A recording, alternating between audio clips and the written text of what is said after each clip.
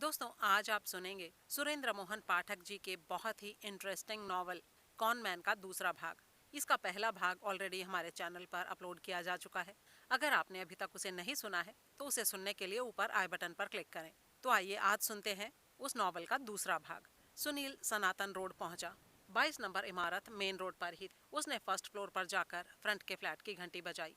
रास्ते में उसने ताज़ा खबर अखबार खरीदा था जो दोपहर में पब्लिश होता था और इसीलिए सुबह 8 बजे तक पिछले रोज की खबरें उसमें जा सकती, जबकि इस मामले में ब्लास्ट की डेडलाइन रात 12 बजे की। जैसे ही फ्लैट का दरवाजा खुला, सामने सलवार कमीज पहने एक लंबी सुंदर युवती दिखाई दी। सुनील ने उसे तुरंत पहचान लिया। जो 3 तस्वीरें उसने मकतूल के बेडरूम में फ्रेम में लगी देखी थी, उनमें से एक से उसकी शक्ल हूबहू मिलती, लेकिन ये वो युवती नहीं थी जिसकी तस्वीर फ्रेम में सबसे फ्रंट पर थी। जी कहिए, आप मिस तोरल मेहता हैं? जी हाँ, मेरा नाम सुनील है, सुनील चक्रवर्ती। मैं मीडिया से हूँ, मेरा मतलब प्रेस रिपोर्टर हूँ, ब्लास्ट अखबार का चीफ रिपोर्ट। क्या चाहते हैं आप?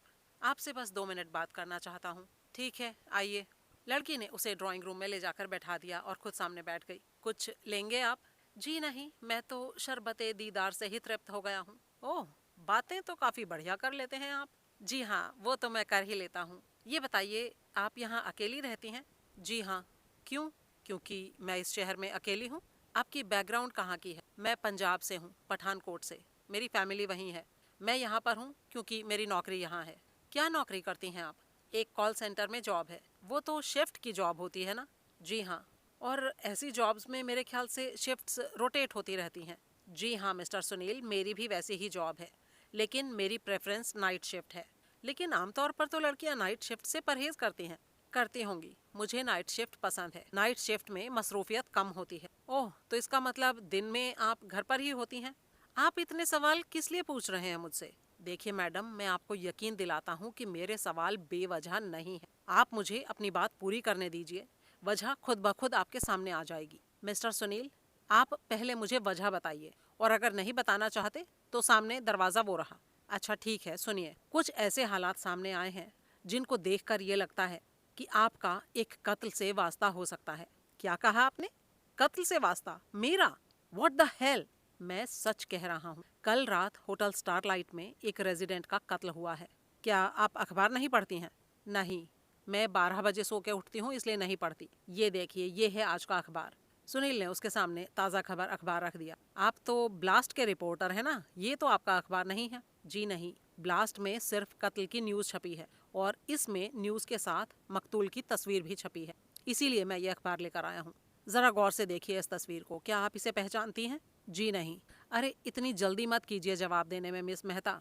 अखबार में जो ये तस्वीर है, ये बंदा क्लीन शेव्ड है। मैं आपको इसकी एक अलग तस्वीर दिखाता हूँ। ये देखिए, इस तस्वीर में इस शख्स के चेहरे पर फ्रेंच कट दाढ़ी मूंछ है।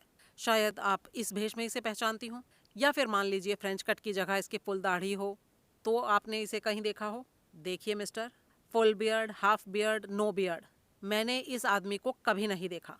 चलो देखा ना हो, आपका फेसबुक फ्रेंड हो या व्हाट्सएप पर चैटिंग होती हो आपकी उससे। जी नहीं, ऐसा कुछ भी नहीं है। वैसे है कौन ये? ये एक कॉन मैन है miss Mehta, cyber crimes specialist. आप जैसी खूबसूरत नौजवान और इंडिपेंडेंट लड़कियों को ठगता है ये, जिनके पास मोटा माल होता है। वैसे आपकी क्या पोजीशन है इस महकमे में? किस महकमे में? लड़की ने हैरानी से कहा। मोटे माल के महकमे में। लड़की खामोश हो गई, फिर बोली, तुम मुझे भले आदमी लगे, इसलिए बोलती हूँ, चुपचाप उठो। और तभी कॉल बेल बजी। वो उठकर दरवाजे पर गई और उसने दरवाज़ा खोला। सुनील भी उधर ही देख रहा था। उसे जतिन दास जैसी सफ़ेद दाढ़ी और उसके जैसे ही उम्र के एक व्यक्ति की सूरत चौखट पर दिखाई दी, जो एक बैगी जीन्स और गोल गले वाली मोटे कपड़े की पूरी बाह की टी शर्ट पहने था। तोरल उसे वहीं खड़ा छोड़कर किचन में गई और एक कटोरी लेकर वापस लौटी। कटोरी इस व्यक्ति को देकर उसने दरवाज़ा फिर से बंद कर दिया और वापस आ गई। सुनील ने प्रश्नसूचक नज़रों से उसकी तरफ देखा।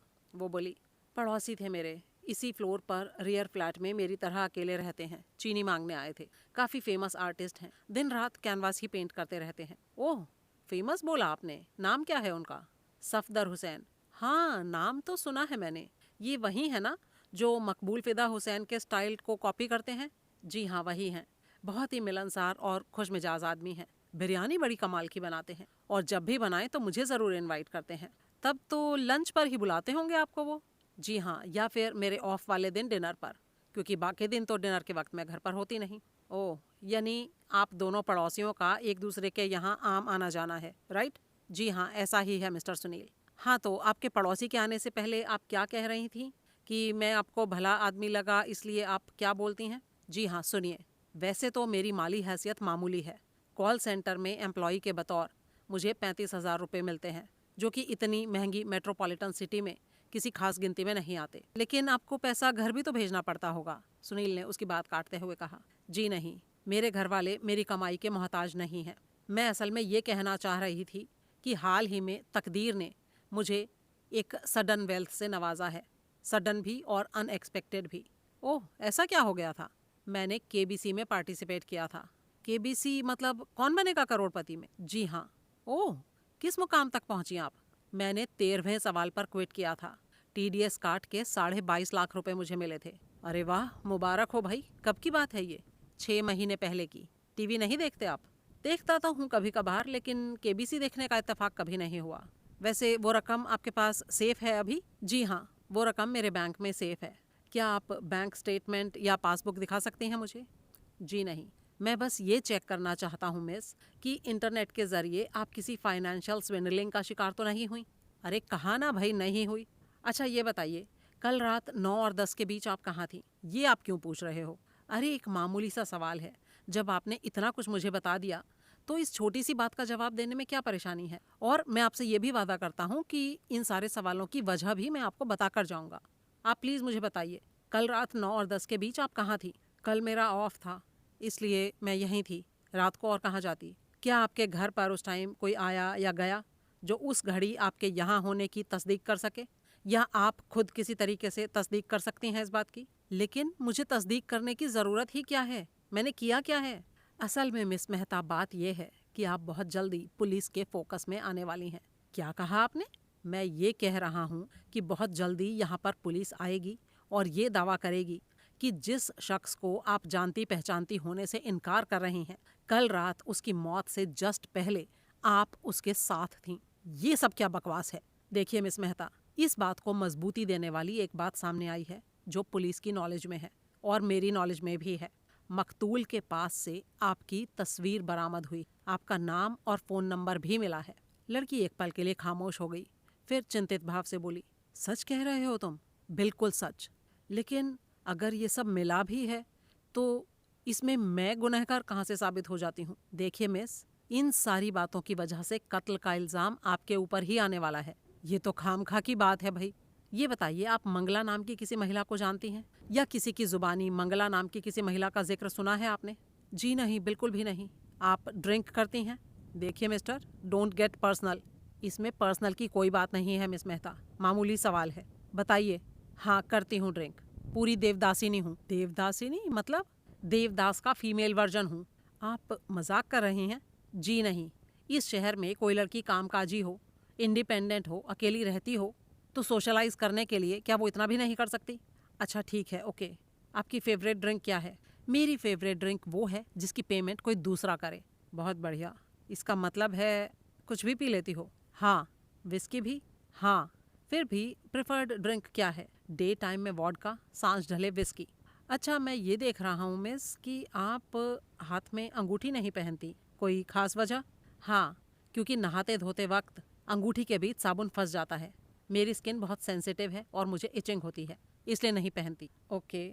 लिपस्टिक कौन से प्रेफर करती हैं? रेड कलर की। 10 रेड के शेड है मेरे पास। ओह बढ़िया। क्या सारे साथ में रखती हैं? हाँ, अपने हैंडबैग में रखती हूँ। ऐसा करने से सब संभले रहते हैं, इधर उधर नहीं होते। क्या उनमें क्रिम्सन रेड भी है? हाँ है। अच्छा, असल में ना मैंने कभी क्रिम्सन कलर की लिपस्टिक देखी नहीं है। ज़रा दिखा दें तो मेहरबानी होगी। लड़की बेडरूम में गई और चमड़े के एक हैंडबैग के साथ आई। उसने बैग से निकालकर 10 लिपस्टिक सुनील के सामने रख दी, जिनमें एक क्रिम्सन भी थी। सुनील ने उसे उठाकर उसका मुआयना किया, फिर बोला, ये तो ब्रांड न्यू है, अनयूज्ड। हाँ, क्योंकि आज ही नई खरीदी है। पुरानी कहाँ गई? अरे जाती कहाँ भाई, खत्म हो गई थी। ओह आई सी। आई सी क्या, बाकियों को भी देख लो, उनका भी करो मुआयना। जब करमचंद जासूस बन के दिखा ही रहे हो तो पूरे ही बनो ना। सुनील खामोश रहा। तो समेट लूँ इनको? सुनील ने हाँ में सिर हिला दिया। तोरल ने सारी लिपस्टिक्स उठाकर बैग में डाली। और बैग को बंद करके साइड में रख लिया। अब सुनील ने नया सवाल किया, आपका अकाउंट कौन से बैंक में है? बैंक ऑफ अमेरिका में। गुड। वो लोग कस्टमर को फोन पर भी उसका बैलेंस बताते हैं।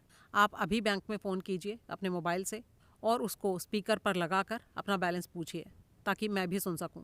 लड़की ने ऐसी कोई कोशिश नहीं की। वो बोली, मैं ये सब करना जरूरी नहीं समझती। तुम अभी के अभी उठो और निकलो यहाँ से।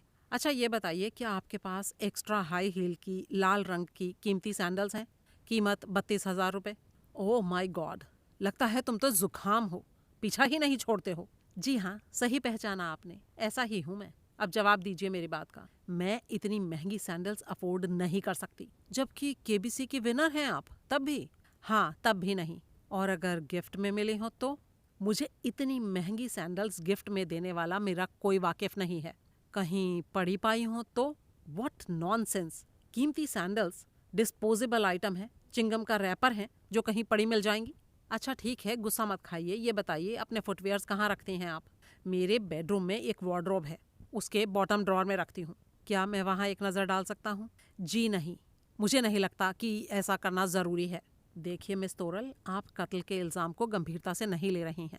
कत्ल का इल्ज़ाम माय फुट। आपने पहले भी मेरी बात को ऐसे ही हवा में उड़ाने की कोशिश की थी मिस, लेकिन जो बातें मैं आपसे रिक्वेस्ट करके पूछ रहा हूँ, पुलिस उन सारी बातों को आपसे डंडे के जोर पर कबूलवाएगी। अब मेरी बात को ध्यान से सुनिए।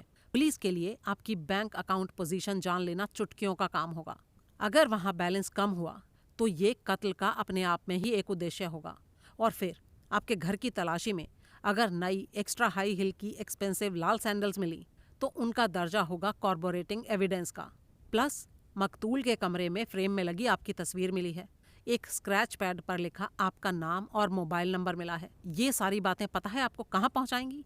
फांसी के फंदे पर। अब लड़की बुरी तरह घबरा गई। इसीलिए मैं आपको कहता हूँ, कम क्लीन। हो सकता है मैं आपको इस मौजूदा मुसीबत से छुटकारा दिलाने के लिए कुछ कर सकूं। तुम करोगे ऐसा?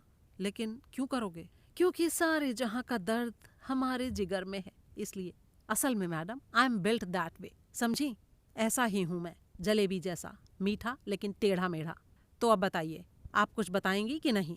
देखिए मिस्टर सुनील, मैंने कोई कत्ल वत्ल नहीं किया है, लेकिन कल रात आप उसके होटल में गई थी उससे मिलने के लिए, है ना? अरे नहीं, मैं कल रात हर वक्त यहीं पर थी। आपके पड़ोसी से आपके कैसे ताल्लुकात हैं? मिस्टर सफदर हुसैन से। मेरा मतलब बिरयानी खाने के अलावा और कैसे ताल्लुकात हैं? आप ये क्यों पूछ रहे हैं? वो इसलिए कि वक्त पड़ने पर पड़ोसी आपको किसी खास वक्त की अलिबाई दे सकता है। अगर ज़रूरत पड़े तो हुसैन साहब कह सकते हैं कि कल रात 9 और 10 के बीच आप उनके साथ डिनर में बिरयानी नोश फरमा रही थी। लेकिन वो ऐसा क्यों कहेंगे भला? वो तो अल्लाह वाले फ़र्द हैं, 5 टाइम के नमाजी हैं। वो मेरी खातिर झूठ क्यों बोलेंगे? तभी कॉल बेल फिर से बजी। सुनील वितृष्णा भरे स्वर में बोला, लगता है कलाकार साहब फिर आ गए। अब शायद दूध की ज़रूरत है। लड़की ने ऊंचे स्वर में आवाज़ लगाकर पूछा, कौन? पुलिस, दरवाज़ा खोलिए। ये प्रभुदयाल की आवाज़ थी। वो जल्दी से बोला, ये केस के इन्वेस्टिगेटिंग ऑफिसर इंस्पेक्टर प्रभुदयाल की आवाज़ है। अगर उसने मुझे यहाँ देख लिया तो बहुत बुरा होगा। क्या यहाँ से बाहर निकलने का कोई रास्ता है? जी नहीं। कॉल बेल फिर से बजी। Open the door now. Sunil व्याकुल भाव से बोला, तुम मुझे यहाँ कहीं छुपा सकती हो, वो पीछे बेडरूम है, अगर मैं वहाँ छुप जाऊँ तो? Oh no, never. ये मेरी इमेज खराब करने वाला काम होगा और मुझे ये मंजूर नहीं। अगर ये बात जाहिर हो गई कि मैंने अपने बेडरूम में किसी मर्द को छुपाया हुआ है तो सीधा सीधा मेरे चरित्र पर लांछन आएगा। सुनील ने एक आह भरी और बोला, ठीक है, जाओ जाकर खोलो दरवाज़ा, सरकार को खफा करने से क्या फ़ायदा। लड़की ने जाकर दरवाज़ा खोल दिया। बाहर से आवाज़ आई, आप तोरल मेहता हैं? जी हाँ, मैं इंस्पेक्टर प्रभुदयाल, पुलिस हेडक्वार्टर से। एक केस के सिलसिले में मुझे आपसे पूछताछ करनी है। जी आइए। तोरल के पीछे प्रभुदयाल और उसके एक मातहत सब इंस्पेक्टर ने ड्राइंग रूम में कदम रखा। ये सब इंस्पेक्टर सुनील के लिए एकदम अपरिचित था। उसे देखते ही प्रभुदयाल थमक कर बोला, तुम यहाँ? सुनील ने बड़े ही लापरवाह अंदाज में एक सिगरेट सुलगाई और उसका कश लगाने लगा। प्रभुदयाल लंबे डग भरता उसके करीब पहुंचा और उसे घूरते हुए बोला, तुम यहाँ क्या कर रहे हो? अरे कुछ नहीं माई बाप, मैं तो बस। शट अप, तुम्हारी हर बात बकवास ही होगी। फिर वो तोरल से बोला, ये आदमी कब से यहाँ पर है? सुनील ने आंखों में फरियाद भर के तोरल की तरफ देखा। वो बोली, ये अभी अभी आए थे। रिपोर्टर साहब, तुम बाज नहीं आओगे, है ना? असल में तुम बाज आ ही नहीं सकते। अरे अब क्या हो गया माई बाप, तुम्हारी ये हरकत सबूत है कि कल रात तुम मकतूल के होटल रूम में घुसे थे। अरे नहीं जनाब, मैंने तो पहले ही कहा था ना। तुमने पहले भी झूठ बोला था और अभी भी झूठ बोल रहे हो। तुम्हें इस लड़की की खबर कैसे लगी? और खबरदार जो ये कहा कि उड़ती चिड़िया ने बताया। मैं तो यही कहने वाला था माई बाप। तुम मकतूल के स्वीट में घुसे, पीछे बेडरूम में गए और तभी तुम्हें इस बात की खबर लगी। क्यों माई बाप, वहाँ कहीं इसका ये पता दर्ज था क्या? नाम और मोबाइल नंबर दर्ज था, जिसके जरिए अपनी किसी तिगड़म से तुमने ये पता जान लिया और दौड़े दौड़े यहाँ चले आए। लेकिन हाथ तो कुछ नहीं आया माई बाप। मैं तो अभी डाल डाल ही था कि आला हजरत पात पात हो गए। तुमसे तो मैं बाद में निपटूंगा सुनील, अभी निकलो यहाँ से। आपका हुक्म सिर माथे, लेकिन अगर अपनी पूछताछ के दौरान आप मुझे भी यहाँ रुकने। मैंने कहा ना, गेट आउट राइट अवे। उसके सुनील ने वहाँ टिकने की बात की थी तो प्रभुदयाल ने उसे पुरजोर आउट बोल दिया था। अगर वो खुद निकल लेने की बात कहता तो प्रभुदयाल उसका वहाँ रुकना जरूरी करार देता। ऐसा ही मिजाज था उस हाकिम का। अगला भाग। सुनील ने फ्लोर के पिछले भाग में स्थित फ्लैट की कॉलबेल बजाई। सफ़ेद दाढ़ी वाले ने दरवाज़ा खोला। सुनील मीठे स्वर में बोला, सलाम जनाब, मेरा नाम सुनील है। तुम तो अभी तोरल के फ्लैट में थे ना? जी हाँ, आपने देखा था मुझे? सुनील ने कहा। हाँ देखा था, और सलाम कर रहे हो तो तुमने भी देखा ही होगा मुझे। जी हाँ जनाब, देखा था, और तोरल ने भी आपके बारे में बताया था। ठीक है, चाहते क्या हो? असल में क्या है जनाब, मैं कला का पुजारी हूँ और आप कलाकार हैं, तो बस यूँ समझ लीजिए कि आपकी कला का रसास्वादन करने का लोभ संवरण नहीं कर पा रहा हूँ। ओहो, बातें तो बड़ी बढ़िया कर लेते हो। जी हाँ, और मुझे आता ही क्या है। अच्छा, नाम क्या है तुम्हारा? जी मेरा नाम सुनील है, सुनील चक्रवर्ती। ठीक है, अंदर आ जाओ। सुनील भीतर दाखिल हुआ। उसने खुद को एक बहुत बड़े कमरे में पाया, जो जाहिरा तौर पर 2 कमरों के बीच की दीवार निकाल देने से वजूद में आया था। कमरे में चारों तरफ उसके पेंट किए हुए कैनवास दिखाई दे रहे थे और बीच में था पेंटर का वर्क स्टेशन। एक ईजल पर एक अधूरी पेंटिंग लगी थी, जिसको देखकर साफ था कि कलाकार उन दिनों उसी पर काम कर रहा था। उसके सामने एक ऊंचा स्टूल था जिस पर बैठकर वो पेंटिंग पर काम करता था। दाईं तरफ एक चौकोर टेबल थी जो पेंटिंग में काम आने वाले रंग रोगनों से अटी हुई थी। उन्हीं के बीच नक्काशीदार मूठ वाले 5-6 चाकू पड़े थे, जिनमें से अधिकतर के फल पर पेंट लगा दिखाई दे रहा था। मेज के एक कोने में विभिन्न रंगों से अटा एक पैलेट था।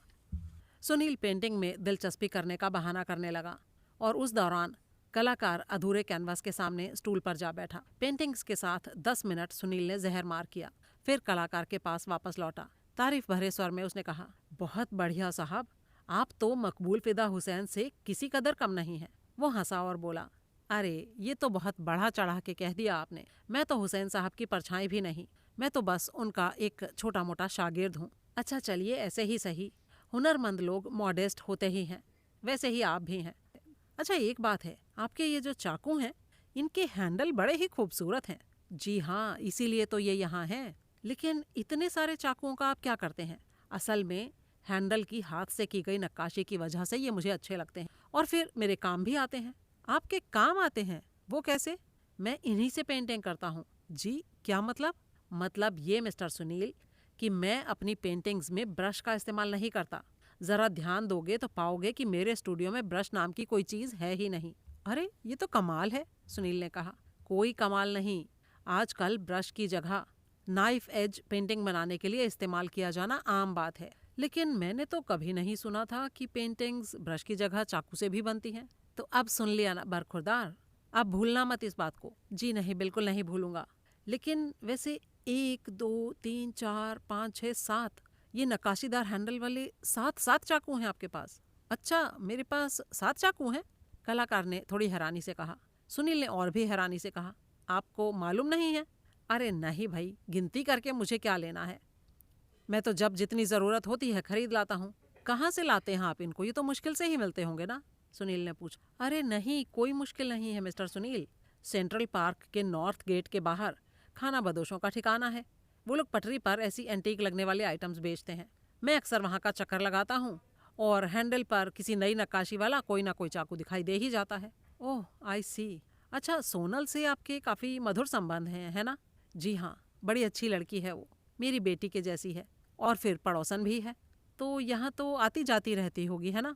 सुनील ने पूछा। हाँ हाँ, बिरयानी खाने आती है ना, और उसके ऑफ वाले दिन तो उसका काफ़ी टाइम यहाँ गुजरता है। अच्छा, तब तो आपके आर्ट में भी उसकी काफ़ी दिलचस्पी होगी। अरे ना भाई, मेरी तो बस एक ही चीज़ है जिसमें उसकी खास दिलचस्पी है मिस्टर सुनील, और वो है बिरयानी।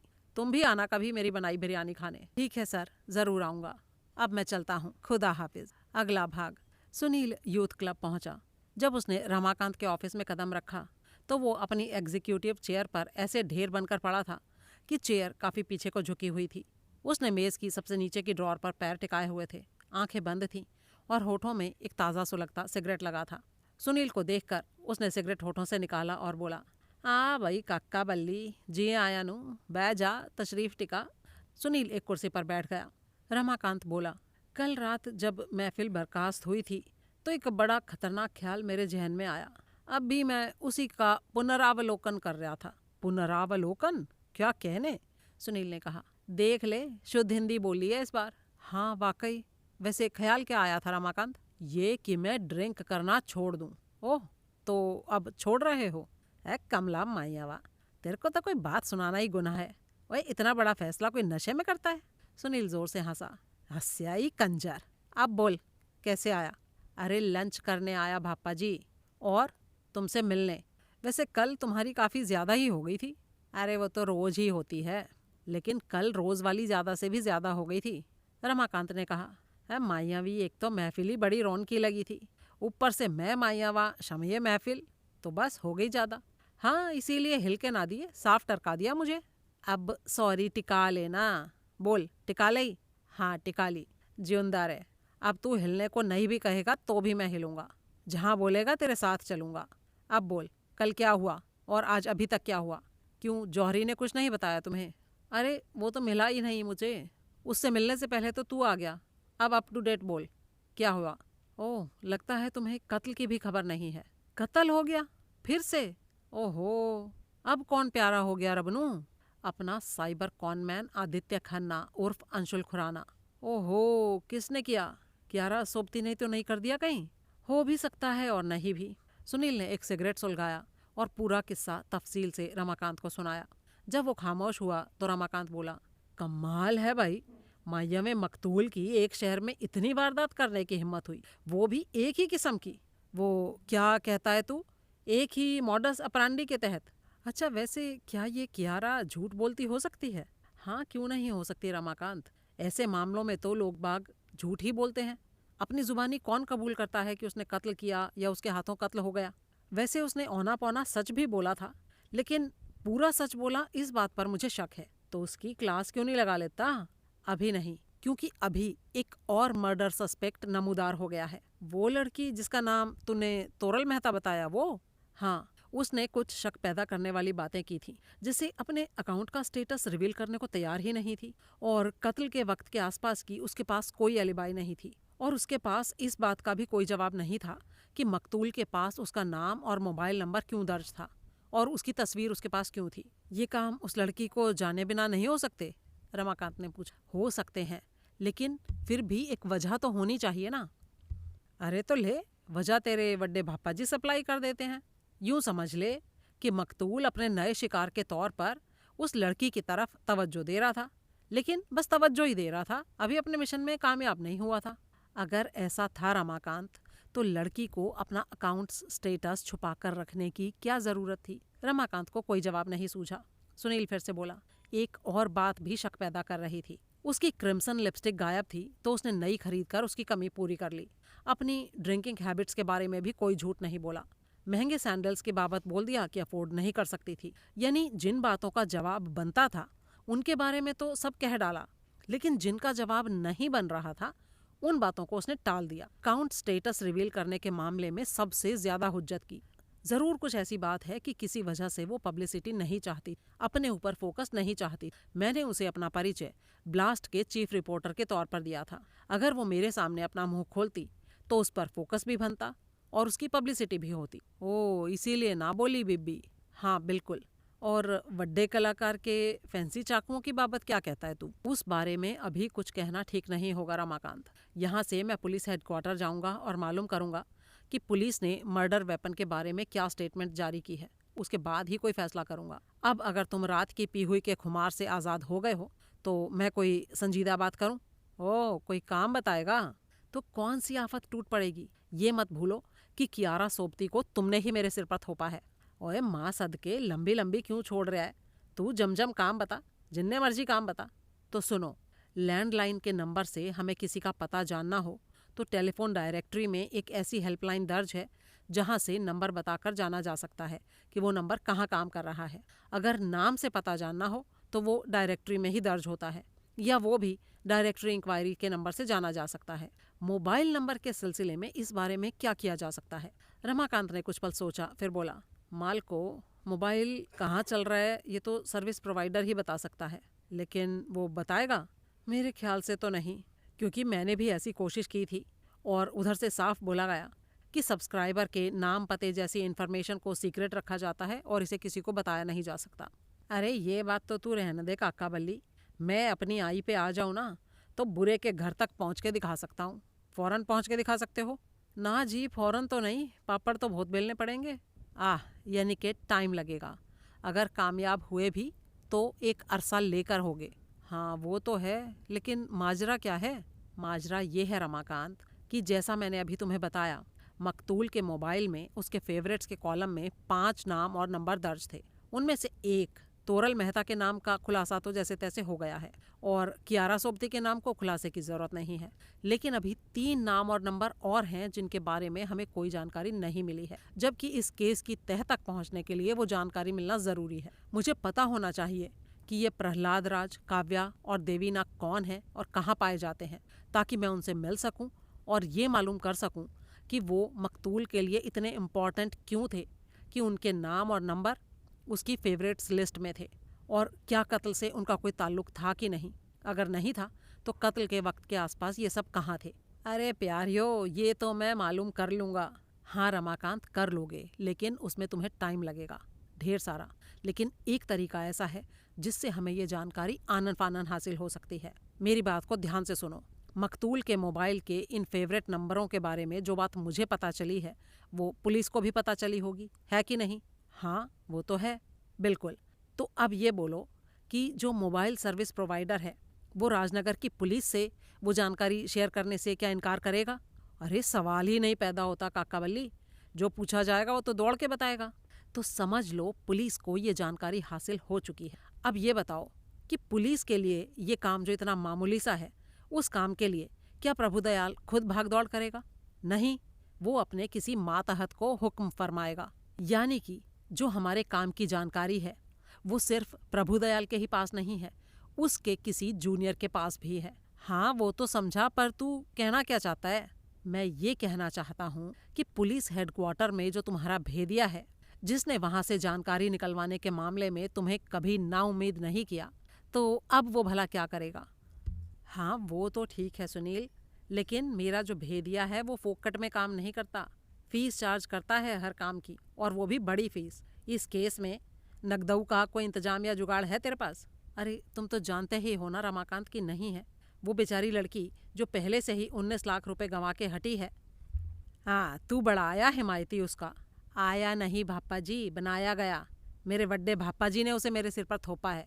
हाँ थोप्या है, तेरी खोजी पत्रकारिता को कैटर करने के लिए, उसको चमकाने के लिए, ताकि तेरा ये दर्जा बरकरार रहे कि खोजी पत्रकारिता के फील्ड का तू कोका कोला है, लता मंगेशकर है, सचिन तेंदुलकर है। तो कराओगे कुछ काम? अरे कुछ क्यों, सब कुछ कराऊंगा। अब राजी? हाँ राजी। तो त्योरी उतार और हंस के दिखा। सुनील हंसा। हंस्या ही कंजर। अगला भाग। सुनील पुलिस हेडक्वार्टर पहुंचा। अर्जुन उसे प्रेस रूम में मिला। क्या खबर है? सुनील ने पूछा। वो थोड़ा आकड़ते हुए बोला, कई खबरियां हैं। कुछ प्रेस कॉन्फ्रेंस में पुलिस ने मीडिया के साथ शेयर की और कुछ मैंने खुद निकाली। पहली बात तो ये है कि मकतूल ने होटल में रजिस्ट्रेशन के टाइम जो प्रूफ ऑफ रेजिडेंस और प्रूफ ऑफ आइडेंटिटी पेश किए थे वो दोनों नकली पाए गए हैं।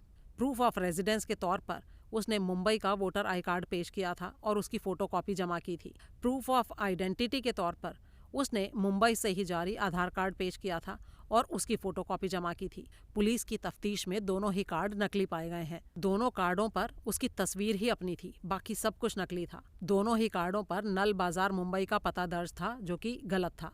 उस पते पर कोई अंशुल खुराना नहीं रहता था। अरे गुरुजी, उस पते का ही कोई वजूद नहीं था। नल बाजार के इलाके में कोई गली नंबर 9 नहीं थी, और साथ में जो मकान नंबर लिखा था उस नंबर तक वहाँ किसी भी गली में मकान ही नहीं थे। और तो और, ये नाम अंशुल खुराना भी फर्जी था।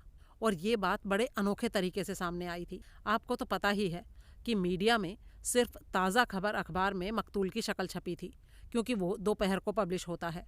अब हुआ ये कि दोपहर बाद यहाँ पर एक औरत पहुंची जो लोकल रेजिडेंट थी। सुभाष नगर में हाउस नंबर 3/5 के ग्राउंड फ्लोर पर रहती थी, और उसका दावा था कि ताज़ा खबर में जिस आदमी के कत्ल की फोटो के साथ तस्वीर छपी है उसका नाम अविनाश खत्री था, और वो उसका पति था। हैं? क्या है ना हैरानी की बात गुरुजी। जो शख्स खुद को मुंबई का बाबू बताता था और पिछले 4 दिनों से होटल स्टारलाइट में ठहरा हुआ था, वो असल में लोकल बाशिंदा था, सुभाष नगर का रहने वाला, और फैमिली मैन भी था। उसकी बीवी ने बताया कि उसके 7 और 4 साल के 2 बच्चे भी हैं। उस औरत ने नाम क्या बताया अपना? योगिता खत्री। और उसने लाश की तस्दीक भी कर दी है कि वो वाकई उसका पति है। ओह, ये तो बहुत ही अजीब बात है। उस औरत ने और क्या बताया? उसने तो और कुछ नहीं बताया, क्योंकि सुना है वो तो लाश देखते ही धाड़े मार मार कर रोने लगी थी और पागलपन जैसी हालत में पहुंच गई थी। और जो कुछ बताया वो उस आदमी ने बताया जो उसके साथ आया था। बेवा की तरफ से मीडिया से बात भी उसी आदमी ने की थी। कौन आदमी था वो? वो मकतूल का बिजनेस पार्टनर और फैमिली फ्रेंड था। उसका नाम था प्रहलाद राज। क्या कहा तूने? अरे प्रहलाद राज बोला मैंने। आपको कुछ और सुनाई दिया क्या गुरुजी? वो बिजनेस क्या था जिसमें वो मकतूल का पार्टनर था? प्रॉपर्टी का था, लेकिन सेल परचेज में कमीशन खाने का काम नहीं था। ये लोग बहुत छोटे लेवल पर बिल्डर थे। ये कहाँ काम करते थे छोटे लेवल पर? ये तो पूछा नहीं किसी ने गुरुजी। अरे तो तू तो पूछता। असल में ये सब पूछने का तो मुझे ख्याल ही नहीं आया गुरुजी, क्योंकि वो कोई अहम आदमी तो था नहीं, बस बेवा के साथ आया था। क्योंकि औरत जात है, पुलिस हेडक्वार्टर अकेले आने से खौफ खाती होगी। अरे यार, अच्छा वो रहता कहाँ है? पता नहीं सर, लेकिन हाँ, उसने अपना ऑफिस एड्रेस बताया था। वो है shop number 27, municipal market, Vikrampura. Okay, अब वो दोनों यानी बेवा और ये प्रहलाद राज कहाँ पर हैं? यहाँ से तो मॉर्ग गए थे क्योंकि लाश क्लेम करनी थी। वैसे मुझे पता नहीं कहाँ है। और गुरुजी, मैंने ना एक बात और भी पता की है। बताऊँ आपको? अबे फूट ना। पुलिस की निगाह में एक मर्डर सस्पेक्ट आया है गुरुजी। अच्छा, आ भी गया? बड़ा फास्ट वर्क किया इस बार पुलिस ने। मुझे लगता है गुरुजी, इस फास्ट वर्क में संयोग का भी हाथ रहा होगा। कई बार इत्तेफाक से भी तो कुछ हो जाता है। अच्छा ठीक है, आगे बोल क्या हुआ? होटल स्टारलाइट का एक वेटर पुलिस की जानकारी में आया है। उसका नाम है जितेंद्र, और वो कल रात होटल में रूम सर्विस की ड्यूटी पर था। वो कहता है कि कल रात 9:30 बजे के करीब उसने एक खूबसूरत मॉडर्न लड़की को 5th फ्लोर पर देखा था। उसकी हरकतें उसे थोड़ी अजीब और संदिग्ध लगी थीं, क्योंकि 5वें फ्लोर के मकतूल के कमरे को छोड़कर सारे कमरे खाली थे, इसलिए उसका वहाँ कोई काम नहीं था। दूसरे, उस वेटर को ऐसा लगा जैसे वो लड़की गलियारे के कोने में पड़े बड़े से कैक्टस के पौधे के पीछे छुपने की कोशिश कर रही हो। उसने संदेह भरी नज़रों से युवती की तरफ देखा तो वो युवती खुद ही कहने लग गई कि उसे तो 6ठे फ्लोर पर लिफ्ट से उतरना था, लेकिन गलती से 5वें फ्लोर पर उतर गई। फिर वेटर के सामने ही वो दोबारा लिफ्ट पर सवार हो गई और लिफ्ट ऊपर चली गई। गुरुजी, वो वेटर जो है ना, वो पढ़ा लिखा इंटेलिजेंट नौजवान था। उसने बड़ी ही बारीकी से उस युवती का हुलिया और कदकाठी बयान की है। और फिर पुलिस ने लॉबी में लगे सीसीटीवी कैमरों की रिकॉर्डिंग स्कैन की, तो उसमें उन्हें उस हुलिये वाली युवती लॉबी में बेचैनी से टहलती दिखाई दी, और फिर वहां से रुखसत होने की बजाय वापस लिफ्ट की तरफ बढ़ती दिखाई दी। पुलिस ने वो फुटेज उस वेटर जितेंद्र को दिखाई, और उसने फौरन उस लड़की की शिनाख्त कर ली कि ये वही लड़की है जिसे उसने देखा था।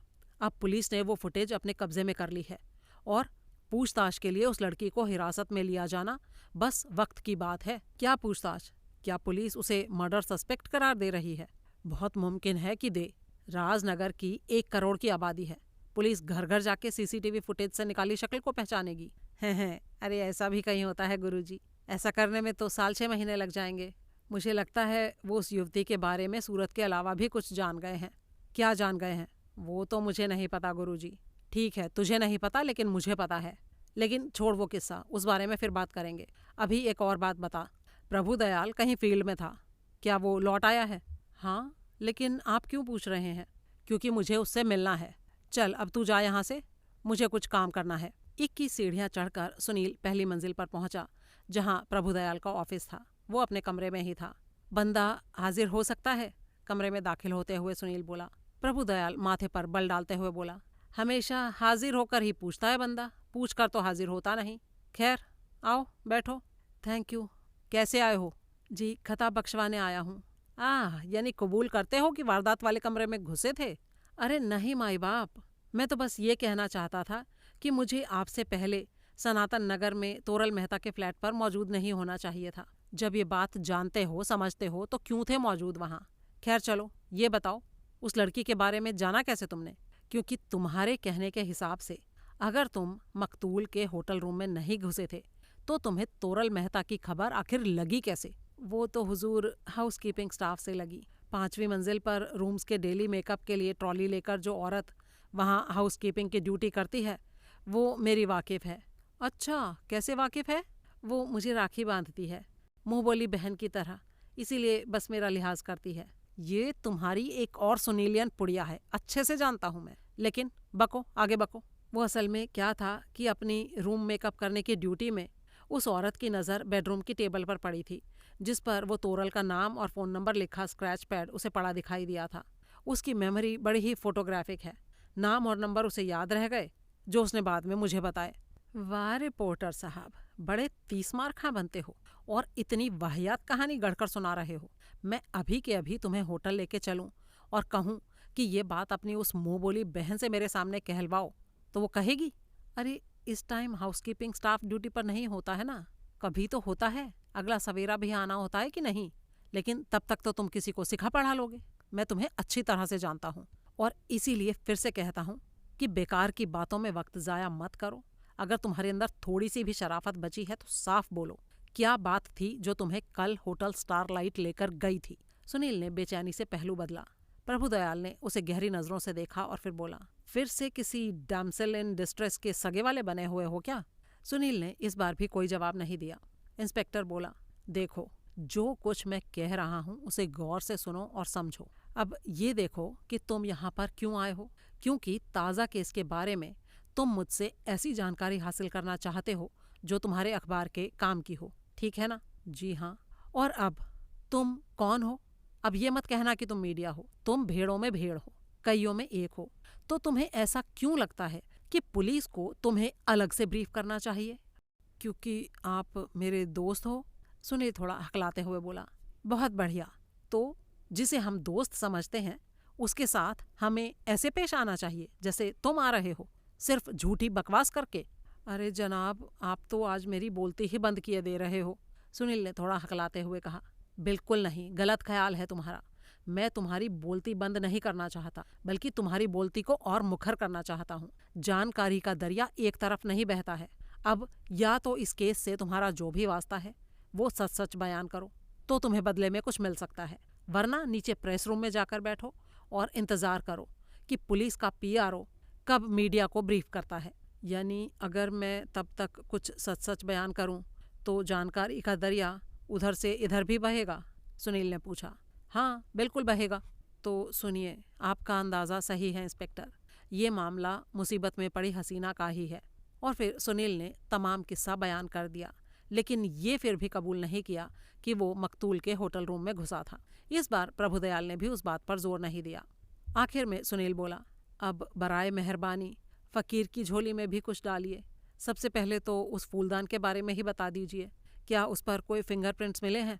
देखो रिपोर्टर साहब, वो फूलदान रूम सेटअप की स्टैंडर्ड आइटम है जो हर रूम में होता है, और सारे के सारे फूलदान बिल्कुल एक जैसे हैं। उसकी दूसरी खूबी ये है कि उसमें सजे फूल नकली हैं, लेकिन वो इतनी नफासत से बनाए गए हैं कि बहुत गौर से देखने पर ही ये पता चलता है कि वो नकली हैं।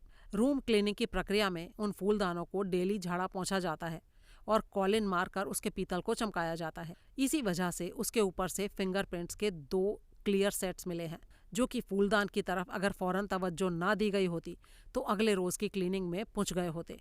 ये फिंगरप्रिंट्स 2 किस्म के थे, एक जनाना और एक मर्दाना, और ये भी पता चला है कि मर्दाना प्रिंट्स पहले बने थे और जनाना प्रिंट्स बाद में। और हाँ, उन प्रिंट्स में एक और भी दिलचस्प और काबिले गौर बात थी। मर्दाना हाथों ने फूलदान को ऐसे थामा था कि पीतल के भारी फूलदान का मुंह हैंडलर की तरफ था और पेंदा उसकी बॉडी से परे बाहर की तरफ था। जनाना प्रिंट्स इस तरह से बने पाए गए थे जैसे कि फूलदान को गर्दन से थामा गया था, जैसे कि उसका मुंह ऊपर की तरफ था और पेंदा नीचे फर्श की तरफ था। सुनील के मुंह से तुरंत निकल गया, हाँ, क्योंकि जनाना हाथों ने फूलदान को नीचे से उठाकर ऊपर मेज पर रखा था। फूलदान मेज पर से लुढ़का हुआ था तो कुछ फूल बाहर।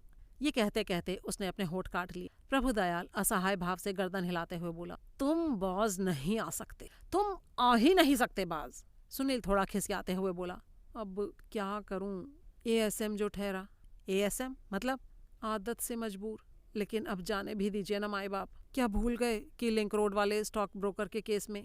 कहते कहते सुनील एकदम से खामोश हो गया। क्या हुआ? चुप क्यों हो गए? ये अचानक कोई दौरा पड़ा था क्या? नहीं सॉरी, वो अचानक मेंटल ब्लैकआउट जैसा कुछ हो गया था। अब ठीक हो? हाँ हाँ ठीक हूँ। तो मैं कह रहा था कि क्या आप भूल गए कि लिंक रोड वाले स्टॉक ब्रोकर के हालिया मर्डर के केस में आपने मुझे इस हद तक छूट दी थी कि लगता था जैसे हम दोनों मिलकर उस केस पर काम कर रहे हों। तो आप पहले जैसी फराखदिली दिखाइए और मौजूदा केस को अपनी रिपीट परफॉर्मेंस मान लीजिए। ये सुनकर प्रभुदयाल की त्योरियां थोड़ी ढीली पड़ गईं। सुनील आगे बोला, बहरहाल फूलदान पर मकतूल की उंगलियों के निशान थे, जिनका होना कोई बड़ी बात नहीं, क्योंकि वो रूम का ऑक्यूपेंट था, इसलिए उसने वहाँ की किसी भी चीज़ को हाथ लगाया हो सकता है। और साथ में उस पर जनाना उंगलियों के निशान थे जो कल उसके कमरे में किसी महिला के आने की तस्दीक करते थे। लेकिन कल ही क्यों? फिंगरप्रिंट्स पर तारीख थोड़ी ही दर्ज होती है। अरे आपने क्लीनिंग का रूटीन बताया ना अभी इंस्पेक्टर साहब। अगर प्रिंट्स पहले बने होते तो रूम क्लीनिंग की प्रक्रिया में पहुंच दिए गए होते। अच्छा, लेकिन ये बताइए कि जनाना और मर्दाना प्रिंट्स में फ़र्क कैसे पता चलता है आपको? वो ऐसे कि मर्दाना हाथ बड़ा होता है और जनाना हाथ छोटा और संकरा होता है और उंगलियां पतली होती हैं। तो उन जनाना फिंगरप्रिंट्स की शनाख्त हो गई? अभी नहीं हुई है, लेकिन हो जाएगी। कुछ मैडम्स हमारे रडार पर हैं और हमें उम्मीद है कि वो प्रिंट्स उन्हीं में से किसी के निकलेंगे। अच्छा, मौकाए वारदात पर फूलदान की तरह एक और आइटम भी कारपेट पर लुढ़की हुई थी, पर्स। उस पर कोई फिंगरप्रिंट्स थे? भाई, पर्स के मालिक के तो थे ही और किसी के नहीं थे। मालिक से आपका मतलब है मकतूल के? हाँ, वो उसकी जेब से गिरा था। जब आदमी धराशायी हुआ तब उसकी जेब से गिरा था बटुआ। देखो सुनील, जैसे वो पड़ा मिला था उससे तो यही लगता था कि वो उस वक्त गिरा होगा, लेकिन वैसे ये हैरानी की बात है कि बटुआ जेब से ऐसे गिर गया। आमतौर पर इस तरह से गिरता नहीं है। हाँ, कोट या पैंट में से तो नहीं गिरता, लेकिन जैकेट में से गिर सकता है। अच्छा, बटुए के कंटेंट्स की इन्वेंट्री से कुछ पता चला? नहीं, उनसे कुछ नहीं पता चला। उसमें बस रूटीन की चीज़ें थी। लेकिन हाँ, एक बात अजीब थी। 5 स्टार होटल में ठहरे हुए आदमी के लिहाज से बटुए में रकम बहुत ही मामूली थी। यूँ समझो कि चिल्लर थी। गिनती के 100, 50 और 20 के नोट थे बस। और क्रेडिट कार्ड? वो भी नहीं थे। क्रेडिट कार्ड तो 2 थे और एक डेबिट कार्ड भी था। हाँ, तो सारी पेमेंट कार्ड से करता होगा, इसीलिए बटुए में ज़्यादा बड़ी रकम नहीं रखता होगा। हो सकता है, लेकिन फिर भी मेरे मन में शंका है। मुझे लगता है कि बटुए में मौजूद बड़ी रकम कहीं कातिल ने तो नहीं निकाल ली। हाँ, हो तो सकता है। अच्छा, ये बताइए कि वो आदमी कत्ल के वक्त फुली ड्रेस्ड अप था, जैसे कि कोई कहीं जाने के लिए तैयार होता है। तो अगर वो कहीं जाने को तैयार था तो फिर जिस मेहमान को वो एंटरटेन कर रहा था, जिसके लिए ड्रिंक मंगवाए थे उसने, उसके आने की शायद उसे उम्मीद नहीं थी। वो मेहमान अचानक बिना किसी पूर्व सूचना के वहां पहुंचा था, है ना? हाँ, ऐसा हो भी सकता है और नहीं भी, प्रभुदयाल ने कहा। पोस्टमार्टम की रिपोर्ट का क्या कहना है? रिपोर्ट प्रेस को जारी करा दी गई है। प्रेस रूम में जाकर पता कर लो। अरे बंदा नवाज, आपके मुखारविंद से उस बारे में सुनने का और ही मजा है। आप ही सुना दीजिए।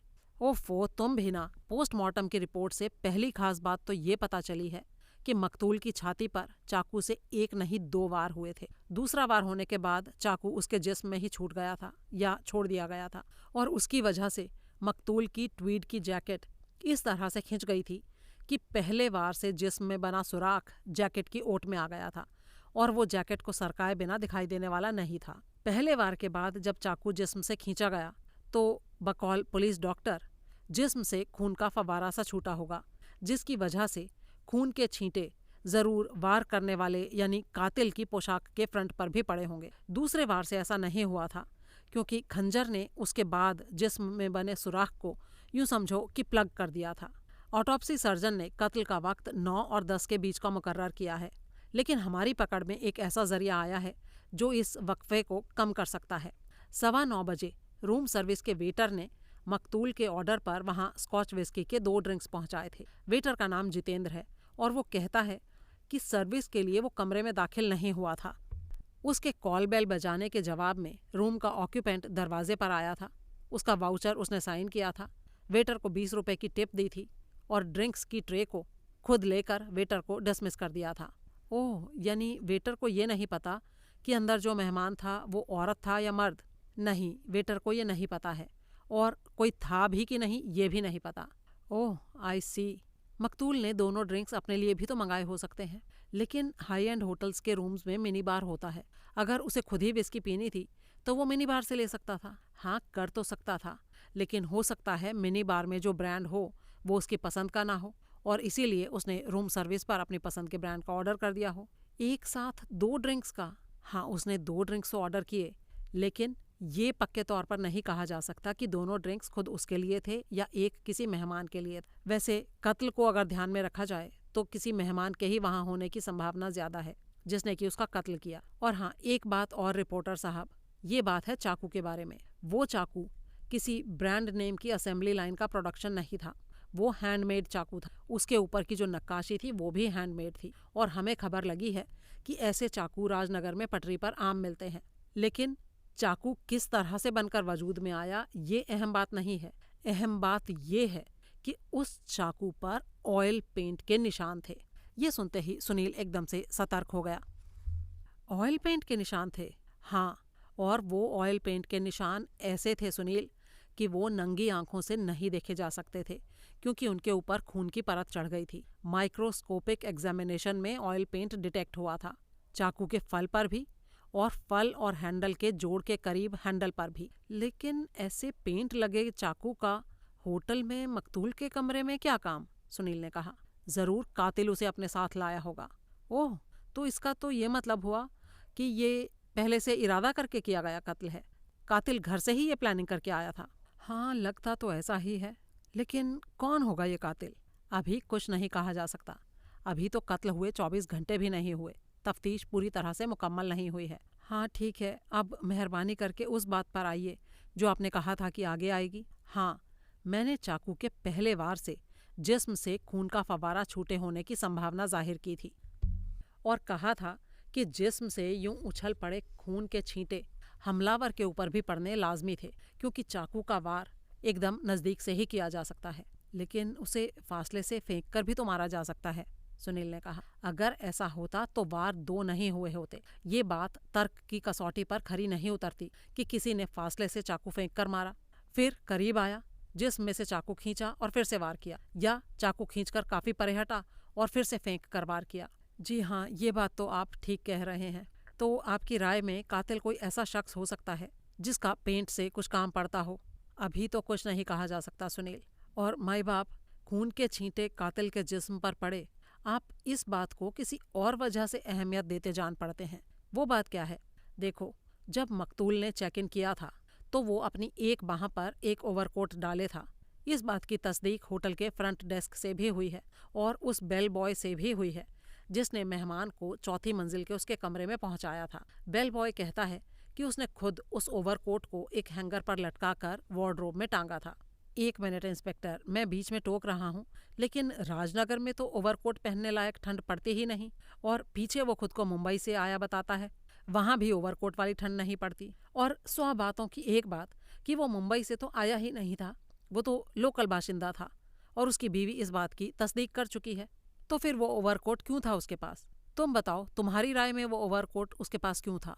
इंस्पेक्टर ने पूछा। मैंने पहले ही अर्ज किया ना हुजूर कि वो एक कॉनमैन था जो खुद को अमेरिका में रहने वाला बताकर नौजवान लड़कियों को ठगता था और हमेशा के लिए परदेश को अलविदा कहकर भारत लौट आने की बात किया करता था। मेरी राय ये है कि वो ओवरकोट उसके बहरूप का ही एक हिस्सा था। उससे वो ये साबित करना चाहता था कि वो किसी ठंडे मुल्क से आया था जहाँ बर्फबारी होती है, जैसे कि न्यूयॉर्क में, और जहाँ की वो अपने आप को फंसा हुआ बताता था। हाँ, हो सकता है ऐसा, प्रभुदयाल ने कहा, लेकिन ओवरकोट गायब होने का क्या मतलब हुआ? बड़े हाई रेटेड होटलों में तो ऐसी चोरी चकारी होती नहीं, और अगर हुई भी तो ओवरकोट की क्यों, जिसका कोई लोकल इस्तेमाल भी नहीं है?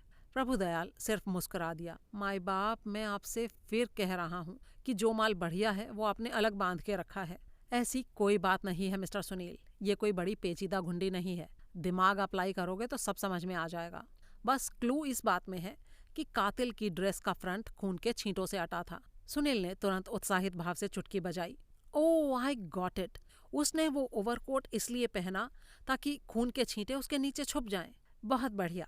अगर वो ऐसा नहीं करता तो बिजी लॉबी में किसी न किसी की तवज्जो उसकी तरफ जा सकती थी और उसके लिए प्रॉब्लम खड़ी हो सकती थी। इसीलिए उसने मकतूल के कमरे में से उसी का ही ओवरकोट इस्तेमाल किया। और मैं तुम्हें ये भी बता दूं कि लॉबी की सीसीटीवी फुटेज में वैसा या वही ओवरकोट पहने एक शख्स लिफ्ट से बाहर निकलकर मेन ग्लास डोर की तरफ जाता भी देखा गया था। ओह, कौन था वो? ये नहीं मालूम। स्कैन वाली क्लिप में उस आदमी की शक्ल नहीं दिखाई दे रही थी। क्या वो क्लिप यहाँ पर है इंस्पेक्टर साहब? क्या मैं उस पर एक नजर डाल सकता हूँ? प्रभुदयाल ने पहले तो इनकार किया, लेकिन फिर सुनील के रिक्वेस्ट करने पर वो इस बात के लिए मान गया। उसने अपने डेस्क कंप्यूटर पर वो क्लिप चलाई और सुनील ने बड़े ही ध्यान से उसे देखा। उसे ओवरकोट पहने एक शख्स लॉबी में से गुजरता दिखाई दिया। उसके सिर पर स्टाइलिश गोल्फ कैप थी और ओवरकोट का कॉलर ऐसे उठा हुआ था कि वो गोल्फ कैप के रिम को छू रहा था। कॉलर ने उसका तकरीबन पूरा चेहरा अपनी ओट में लिया हुआ था। कैप और कॉलर के बीच से उसके लंबे बाल दिख रहे थे, जो रहे सहे चेहरे को भी अपनी ओट में ले रहे थे। एक मिनट, जरा बैक कीजिए। प्रभुदयाल ने बैक कर दिया। फ्रीज। इमेज स्क्रीन पर फ्रीज हो गया। सुनील जल्दी से बोला, सैंडल्स। इसने पैरों में हाई हील वाली लाल सैंडल्स पहनी है। ओह, दिख गई तुम्हें? प्रभुदयाल ने कहा। ये सैंडल्स वही हो सकती थीं जिनका खाली डिब्बा मकतूल के बेडरूम में मौजूद था, लेकिन सुनील अपनी जुबान से ये बात नहीं कह सकता था। वो बोला, ओवरकोट पहनने वाले के लिए साइज में काफी बड़ा है, इतना कि उसके टखनों तक पहुंच रहा है। ओह, ये भी दिखाई दे गया। लेकिन इसका मतलब क्या हुआ माई बाप? इसका मतलब ये कि ये कोई लड़की है। उसने अपनी शक्ल छुपाने की भरसक कोशिश की है, इसीलिए सिर पर गोल्फ कैप है, जो कि कोई बड़ी बात नहीं कि मकतूल की ही हो, और इसीलिए उसने ओवरकोट के कॉलर खड़े किए हुए हैं। और सैंडलों का इस्तेमाल उसने अपनी हाइट को ज्यादा दिखाने के लिए किया है, ताकि उसकी हाइट कैमरे में ज्यादा दिखाई दे और ऐसा लगे कि ये कोई मर्द ही है। लेकिन माई बाप, अगर वो खुद को मर्द दिखाना चाहती थी तो उसके पाँव में सैंडलें देखकर देखने वालों को अजीब नहीं लगता? पैरों की तरफ कोई तवज्जो नहीं देता। आम हालातों में बाजू से गुजरते गैर को छाती से या बड़ी हद तक कमर से नीचे कोई नहीं देखता। तो आपका मतलब है कि कातिल कोई औरत है? हाँ, हो सकती है। कोई निगाह में है आपके? हाँ, आई तो है। एक तो वही है, तोरल मेहता, और भी हैं, लेकिन उनका नाम मैं तुम्हें अभी नहीं बताने वाला हूँ।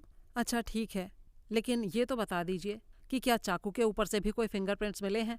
नहीं मिले, क्योंकि चाकू के हैंडल नक्काशीदार थे और इसी वजह से उनका सरफेस स्मूथ नहीं था। उस पर फिंगरप्रिंट्स नहीं बन पाए थे। ओह आई सी। सुनील कुछ पल सोचता रहा। उसने जड़ाऊ अंगूठी और लिपस्टिक का जिक्र नहीं किया, जो कि उसने लाश के करीब लुढ़के पड़े देखे थे। बेडरूम में मौजूद कीमती सैंडल्स के खाली डिब्बे का जिक्र भी नहीं किया, क्योंकि असल में वो इन बातों का जिक्र कर ही नहीं सकता था। अगर करता तो ये इस बात पर मोहर लगाने जैसा होता कि वो मकतूल के होटल रूम में वाकई घुसा था, और इसका नतीजा ये होता कि प्रभुदयाल फिर से उस पर भड़क उठता। सुनील उठ खड़ा हुआ और बोला, ठीक है, नाचीज इजाजत चाहता है। प्रभुदयाल ने सहमति में सिर हिलाया और वो बाहर निकल गया। अगला भाग। वहां से वो सीधा सिग्मा पब्लिशर्स के ऑफिस में पहुंचा। पता चला कि कियारा छुट्टी करके जा चुकी थी। वो उसके घर गया और उसने बिना किसी भूमिका के सीधे अपनी बातचीत शुरू कर दी। देखो एंजल फेस, हालात कुछ ऐसे बन गए हैं कि तुम गिरफ्तार हो सकती हो। पुलिस ने बड़ी होशियारी और मुस्तैदी दिखाई है और इतने थोड़े ही समय में उस लड़की के बारे में जान भी लिया है जो कल रात 9:30 बजे के आसपास होटल स्टारलाइट के 5वीं मंजिल के गलियारे में संदिग्ध अवस्था में पाई गई थी। और ये वही वक्त है जिसके आसपास कत्ल हुआ था। वो वेटर जिसका नाम जितेंद्र है और जो तब गलियारे में तुमसे टकराया था और तुमने कहा था कि तुम लिफ्ट से गलती से उस फ्लोर पर उतर गई हो, वो भी पुलिस की जानकारी में आ चुका है और उसने तुम्हारे बारे में उन्हें सब कुछ बता दिया है। पुलिस ने उस टाइम के आसपास की सीसीटीवी फुटेज को स्कैन किया है तो तुम उस फुटेज में भी दिखाई दी हो, और वेटर ने भी फिर से तुम्हारी शिनाख्त कर दी है। अब पुलिस तुम्हारी सूरत से वाकिफ हो गई है। लेकिन इतने से वो मेरे तक कैसे पहुंच जाएंगे? आम हालात में ये मुश्किल काम होता, लेकिन फिलहाल हालात आम नहीं हैं, क्योंकि मकतूल के मोबाइल में तुम्हारा नाम है, मोबाइल नंबर है और मटर के दाने के व्यास के साइज की तस्वीर भी है। अब उस तस्वीर से तो तुम्हें पहचानना उतना आसान नहीं होगा, लेकिन ये तो तुम्हें पता ही होगा कि मोबाइल में फ़ोन नंबर्स की फेवरेट लिस्ट में जो होता है वो ऑल कॉन्टैक्ट्स यानी जनरल लिस्ट में भी होता है, और अपने नंबर के साथ जो तस्वीर डाली जाती है उसे आमतौर पर लोग मोबाइल में मौजूद तस्वीरों में से ही पिक करते हैं।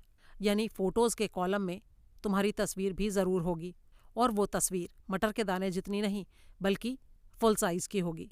तो जब उस तस्वीर का मिलान सीसीटीवी कैमरे में मिली तस्वीर से किया जाएगा तो तुम्हें पहचानने में उन्हें भला कितनी देर लगनी है।